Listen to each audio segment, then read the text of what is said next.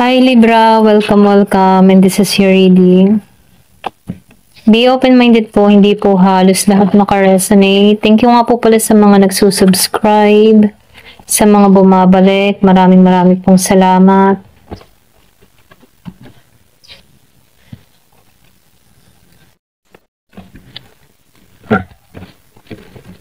Give me the message for Libra. Ano yung mensahe sa'yo?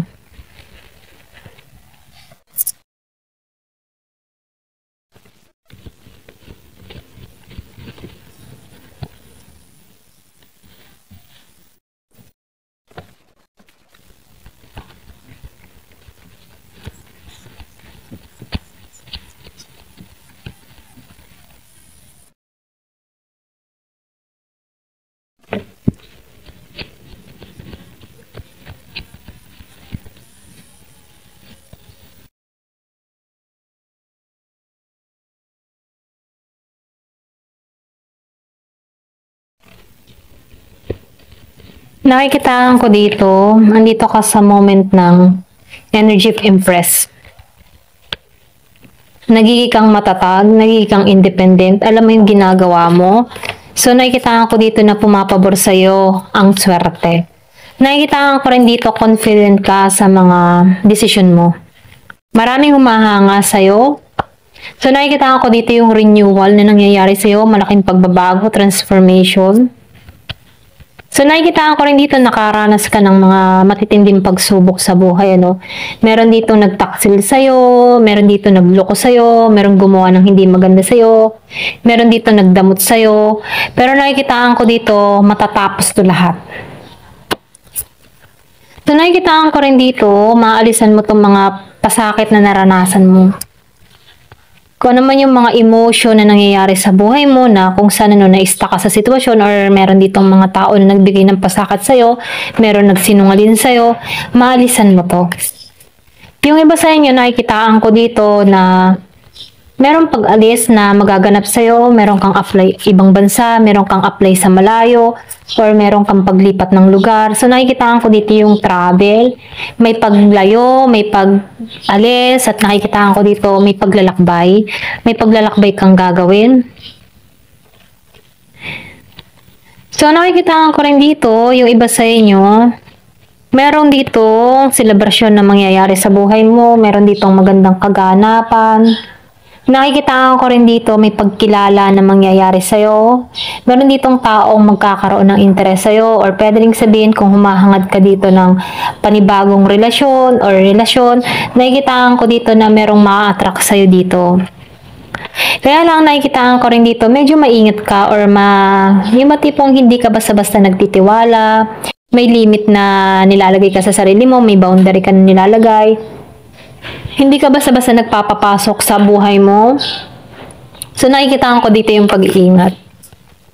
Kumaga, once na meron dito nagkaka-interest sa'yo, mabusisi ka or pwede rin pinag-aaralan mo to. Pwede rin sabihin malaki yung pag-iingat mo sa sarili mo kasi narito ka sa The Empress Energy. Yung tipong hindi mo naman kailangan magmadali.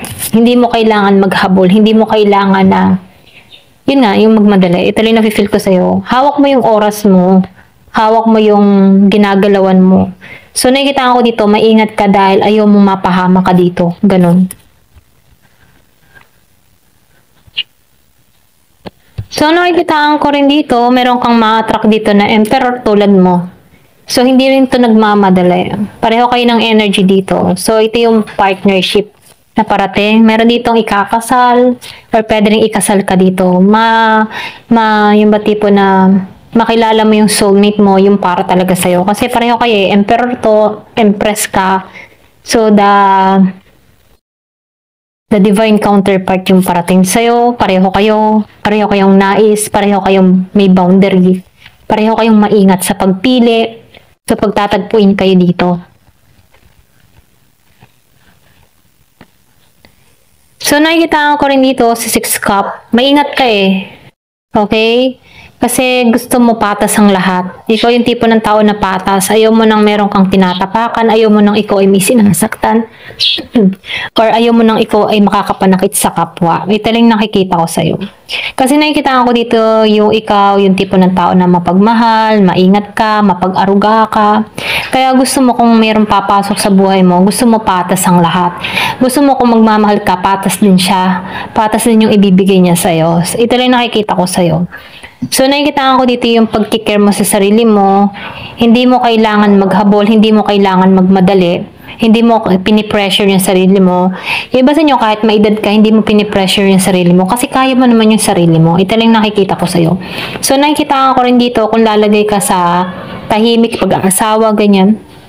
Gusto mo ayos ang lahat. Gusto mo patas ang lahat. Gusto mo balance, ganyan. Ayaw mo nang ayaw mo nang may paglilinlang, ayaw mo nang niloloko ka, ayaw mo nang ikaw ay tinatrador. Kaya maingat ka dito. Very grounded, ganyan. Hindi ka basta-basta nagtitiwala. Ayan. Maybe kaya ka hindi nagtitiwala dito, pwedeng meron kang experience, okay? May experience ka na hindi maganda, karanasan. Kaya nag-iingat ka lang, ganon. Give me the message, ano pa yung mensahe? So, lightning, meron ditong control. So, nakikita ko rito na magaling ka rin mag-control ng iyong galit. And then, sinasabihan ka dito, kailangan control ka din sa emotion mo, no? Kasi sa bandang huli, pwedeng ikaw din yung humingi ng sorry.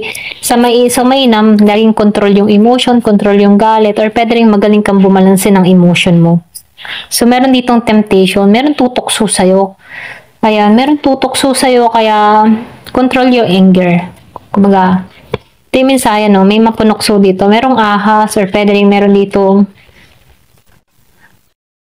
gustong tanggalin yung iyong boundary dito. Merong mapanukso.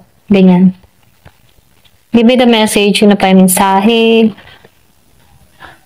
So, meron ditong romance na parating, meron ditong celebration, merong party. Yung iba sa inyo, pwedeng may balak kang puntahan na party, pwedeng kasal, binyag, kumpil, or ano pa man. So, nakikita ko dito yung celebration. So, meron ditong party na parating, or pwede rin may balak kang makipag-party-party. So, ito yung nakikita ko, kasiyahan, kagalakan, ganyan. So, sinasabihan ka dito, huwag mong ibababa yung standard mo. Okay? Panatilihin mo mataas yung standard mo, lalo-lalo sa pagpili ng makakapareha mo. Or pwede rin ganito ka, mataas ang standard mo. Ganyan. Give me the message. Ano pa yung mensahe? Meron itong roaster. So, sinasabihan ka dito, mag-ingat ka, mag-ingat ka sa mga taong maraming mga sabihin. Or pwede rin umiwas ka dito. So, sinasabihan ka dito, iwasan mo tong aruganteng tao na to. Pwedeng meron kang kakilalang aruganteng tao, kapitbahay, katrabaho, maputak siya dito.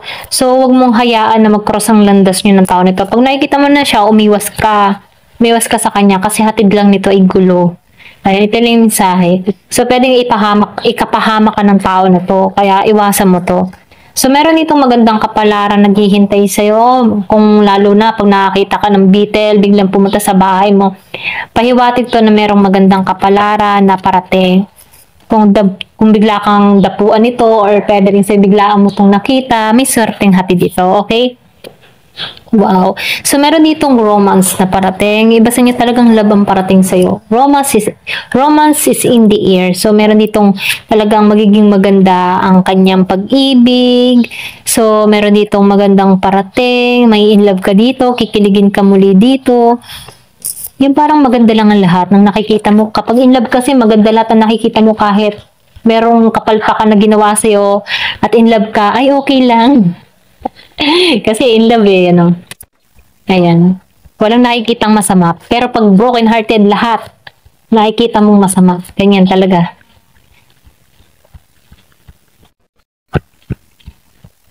Give me the message. Get back to the basic. Meron dito bagong simula or pwede rin sabihin, meron kang sisimulaan, meron kang gagawin. So, December. Meron itong December. Pwede may nangyari sa'yo nitong December. Meron kang ginawa nitong December. Pwedeng importante itong December sa'yo. Okay? So, piliin nyo na lang kung merong nangyari sa nitong December. Okay? Hindi halos lahat kasi pare-pareho kayo ng mga nangyayari. So, marami kayong Libra dito. So, mainam. Piliin nyo kung merong nangyari sa'yo sa December. So, ito rin nakikita ko. Kumbaga, meron kang sinimulan itong December, merong nangyari, naganap, okay? So, meron ditong patas na tao sa buhay mo. Yung iba sa inyo, meron kang ma-attract dito na patas, blonde hair to, gray or white hair. Patas na babae. Ayan. Or pwede rin ikaw, patas kang babae. Ayaw mo nang nakakalamang, ayaw mo din nang ikaw yung nilalamangan. Gusto mo patas ang lahat.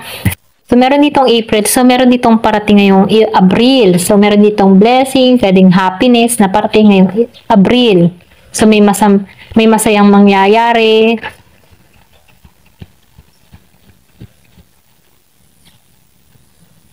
So, sinasabihan ka rin dito, ingat ka sa kalusugan mo. Pag-ingatan mo ang kalusugan mo. So, meron ditong affairs with your family. Yung iba naman sa inyo, meron ditong hiwalayan, okay? Pwedeng meron kang tao dito na nakakaramdam ng sakit sa pamilya mo. Or pwede rin meron ditong pinag-iingat. Kung meron kang mga nararamdaman, ito na yung time para magpa-check up ka. Ayan, ito lang yung mensahe. So, meron lang ditong konting alitan. So, iwas-iwasan mo na lamang. Ayan, thank you for watching. Love and peace.